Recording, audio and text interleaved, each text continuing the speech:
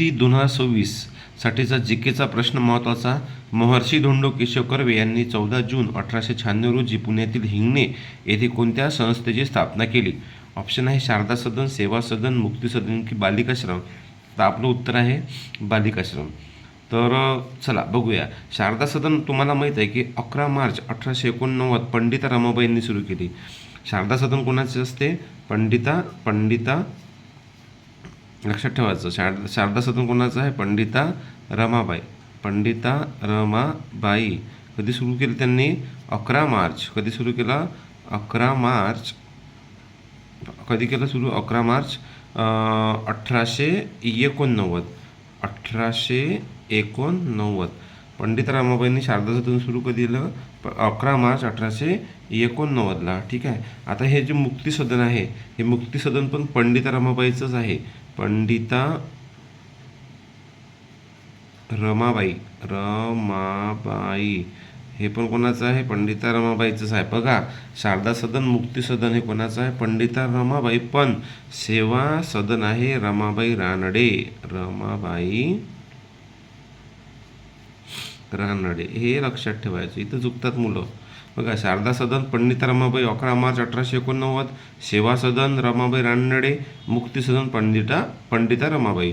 शारदा सदन, मुक्ती सदन पंडिता रमाबाई आणि सेवा सदन रमाबाई रानडे.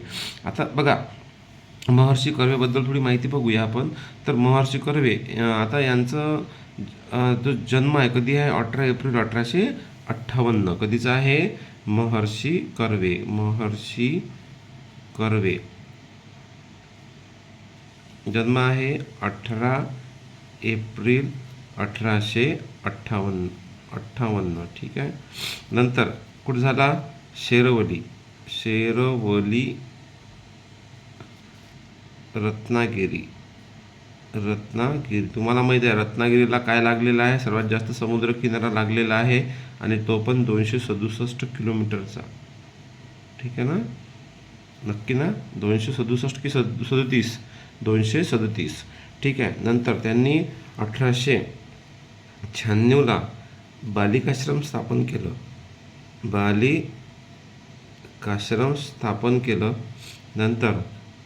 नंतर 1907ला काय चालू केलं?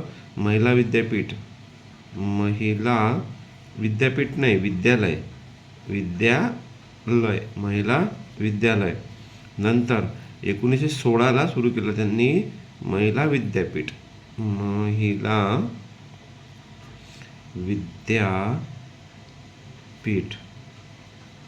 आणि जे 1916 आहे तर 1949मध्ये त्यांना म्हणजे हे जे काही महिला विद्यापीठ आहे त्या महिला विद्यापीठाला दर्जा भेटला होता आणि त्याचं नाव होतं SNDT. काय असं सांगा बरं? SNDTचं लॉंग फॉर्म मला कमेंट्स बॉक्समध्ये सांगा पटकन. चला पुढं. नंतर वयाच्या इथं देऊ आपण. वयाच्या 104व्या वर्षी त्यांचं निधन झालं. वयाच्या 104व्या वर्षी काय झालं? त्यांचं निधन झालं. आणि म्हणजे वयाच्या 104 म्हणजे त्यांचं वय किती असेल? त्यांचं जवळपास 104 वर्षी निधन म्हणजे 1962मध्ये त्यांचं काय झालं? निधन झालं. नंतर 1958मध्ये वयाच्या 100व्या वर्षी त्यांना काय भेटलं? भारतरत्न. काय भेटलं? भारतरत्न भेटला. नंतर भारतरत्न भेटला. ठीक आहे. नंतर बघा, आता त्यांचं पुढं काय झालं की मुंबई विद्यापीठाकडून त्यांना काय भेटल्या? मुंबई विद्यापीठाकडून LLD पदवी भेटली. कोणती भेटली? LLD. नंतर पहिली जी बायको होती, पहिल्या बायकोचं नाव पहिली बायकोचं नाव काय होतं? राधाबाई. काय होतं? राधाबाई. ठीक आहे. नंतर 1893मध्ये त्यांनी दुसरा विवाह केला. ठीक आहे. तर त्या बायकोचं नाव काय होतं? गोदूबाई काय होतं? गोदूबाई राधाबाई पहिल्या बायकोचं होतं, गोदूबाई दुसऱ्या बायकोचं होतं. ठीक आहे. आणि त्यांचं त्या गोदूबाईलाच काय म्हणायचं? बाया कर्वे. मूळ नाव काय होतं? आनंदीबाई. आणि ह्या कुठच्या होत्या? आनंदीबाई शारदा सदनच्याच होत्या. लक्षात ठेवलं. ठीक आहे. तर अशा प्रकारचं हे एक्सप्लेनेशन होतं. खूप छान असं आणि खूप छान अशी माहिती या प्रश्नातून आपण घेतली आहे.